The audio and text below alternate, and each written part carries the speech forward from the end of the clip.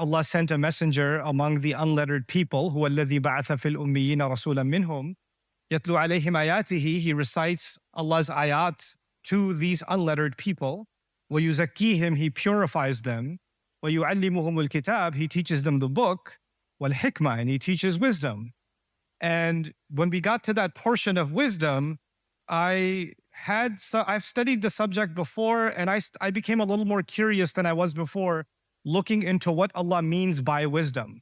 Why is he saying, okay, he teaches them the book, that sounds like the Qur'an, he teaches them the Qur'an, and then he mentions he also teaches wisdom. And so I wanted to take a deeper look at the word wisdom. I was very fortunate that one of the people on our team, Dr. Saqib Hussain, whose paper I'll put a QR code on the screen tomorrow, inshallah, so you guys can take a scan of it and you can get access to his paper too. He did a PhD paper out of the University of Oxford on Hikmah in the Qur'an. And it's a 350-page exhaustive PhD paper. And I started reading it when I was in Germany, and I said, there's no way I'm going to be able to do this while I'm in Germany. So I stopped. I completed my series on Surah Al-Jumu'ah, but one subject was outstanding, a good look at hikmah in the Qur'an. And so I've been trying to gather my own thoughts and kind of go through his PhD paper also and discussing the subject with him. And so my goal, inshallah, is not to do justice to his paper or justice to the topic. I think I'm going to take some of the most important pieces of that discussion of what I think every Muslim should know about wisdom in the Qur'an. Why is this subject important? Why is that such a big deal? Why is it something really fundamental to our religion? Like growing up, you heard or you learned that the most fundamental things in your religion are 5 pillars, for example, right? So everybody knows how important those are.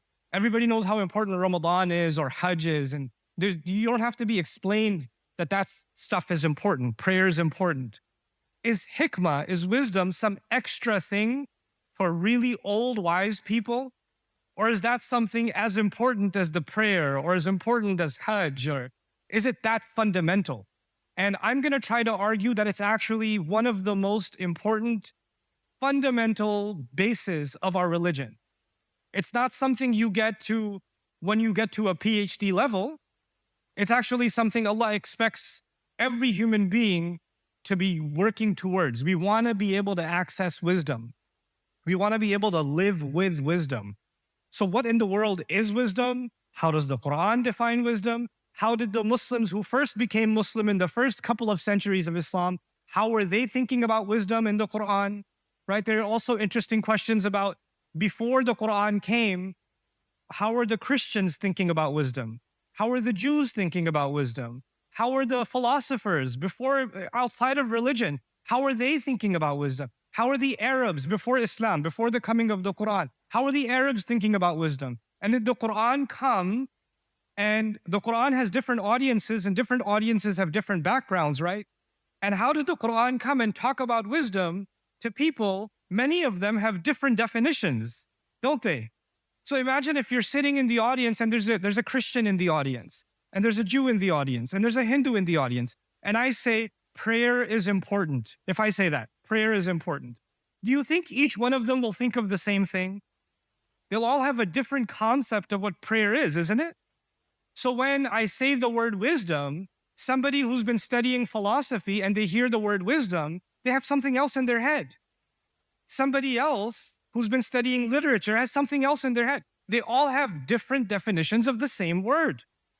And the Qur'an is using a common word, even though people that were listening to the Qur'an, some of them were coming from pagan religions like the Mushrikun of Arabia. Some of them were Christian, some of them were Jewish, some of them were agnostic, some of them were just philosophers, they were just poets. And Allah is talking to all of them, and by extension, Allah is talking to all of us, right? And He's using this common word, wisdom. So it's going to become an important thing for us to explore. So now I'm going to get into it. I'll give you a warning. Today is the boring day, tomorrow is the exciting day. That's the plan.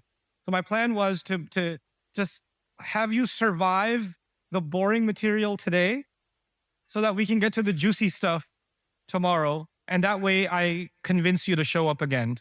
This could totally backfire. This could go so badly, because then you'd be like, this was so boring. Oh my God, I can't do this again.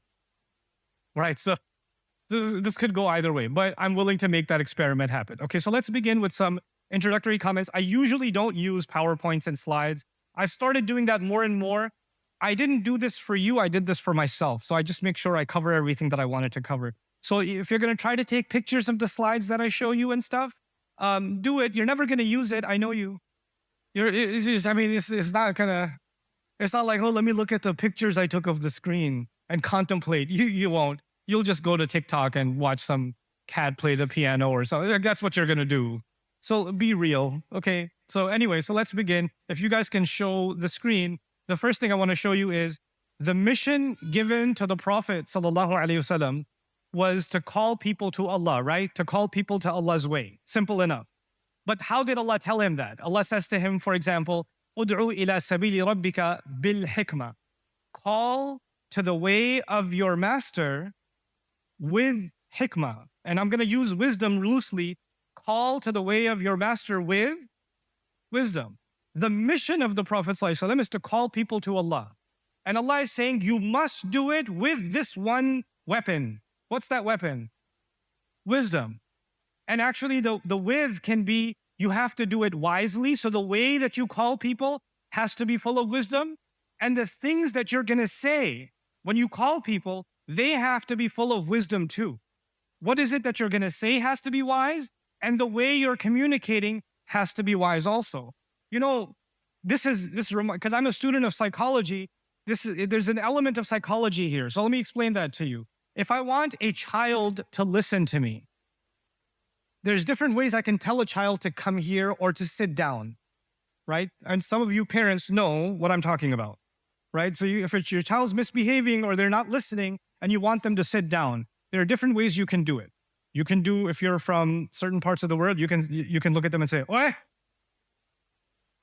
And that's enough, right? Or if you're a mom, you'll just say, "I'll tell your dad." That's enough. That's enough, like, you know, indar for him. That's enough reminder of the akhirah for him. He'll sit down, right? Or, but you know what? If you, and the child listened to you, but what the child also now internalized is the only time I should listen is when there's a threat, right? So when there's no threat, then I have no need to what? I have no need to listen. Now, if I have some wisdom, I might say, how do I get this kid to sit down in a way that even when I'm not here and I don't want them to do this, they still won't do it in my absence. That is not just me instructing, that's me trying to communicate with some level of what? Wisdom. That's wisdom. You can, your husband and wife get into arguments, not in Manchester, everywhere else. You guys are immune. But you get into an argument, and every time it's the same conversation over and over and over again. And after the 100th time, you in your head, you're like, they just said this, and you're thinking in your head, oh yeah? Well, what about? And then you know how that sentence goes, and you've used it 57,866 times before, and you know when you say that, you know what the reaction is going to be, and then what the counter, you know the whole thing. You know this is the same match. It's been played the same exact way several thousand times. But you know what? You're like, I'm going to do it again. You know what that communication lacks? Wisdom. It's wisdom, because you're running into the same, you're not recognizing the pattern, you're not recognizing the problem. So Allah is telling his messenger, you have to communicate. Telling people to come towards Allah is not enough. You have to tell people to come towards Allah using wisdom. You have to use wise words. And by the way, practically speaking, if I'm speaking to a senior, will I use the same words as if I'm speaking to a child? Will I speak to a scholar the same way I'll speak to a student? Will I speak to a stranger the same way I'll speak to a family member? No. I have to look at the situation. I have to look at the person. I have to look at my place. I have to look at the context. Is this the right time? All of that stuff, right? So you know what that means? Wisdom necessitates, if you're going to call to Allah, you have to be really aware of the situation before you decide to communicate something. So many moms come to me from around the world, and I wish this wisdom every mother learns. My son, he used to listen to me. My daughter, she used to listen to me. I don't know what happened. They don't listen anymore. I keep telling them to pray and they don't pray. I don't know. Can you tell them to pray? I was like, yeah, so when did they stop listening? I don't know. Like, can you please tell me when they stopped listening? When they became teenagers. How soon before, and by the way, when did you get them a phone? Can we look at some of the other factors that were part of this? And how do you tell them to pray? It's salat time. Namaz parna. It's such a beautiful way to call to the way of Allah with wisdom. Right? Like, prayer is supposed to be the most beautiful experience where a human being makes an attempt to connect with God. And now, the moment somebody says prayer, you hear your mother's nag first, and you hear the call to Allah second. In fact, you almost don't even hear the call to Allah. In your head, you hear your mother's nag first, and now you don't want to pray because you're so annoyed not with God, but with your mom. And your mom says, maybe if I yell some more, it will work. So, ud'u ila sabili rabbika bil. Hey, it's a fundamental call. Like, imagine these people, these, if you don't know anything, I have a lot of Arab friends. That doesn't justify what I'm about to say, but man, my Arab friends, are they stubborn? Oof. I thought Pathans are stubborn. I'm Pathan.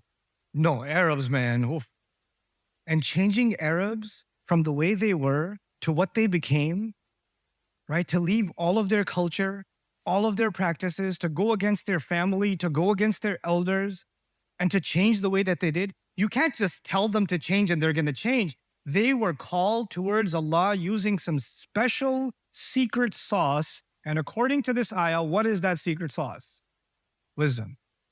It's almost as if I'm trying to tell you the world changed because da'wah was done through wisdom.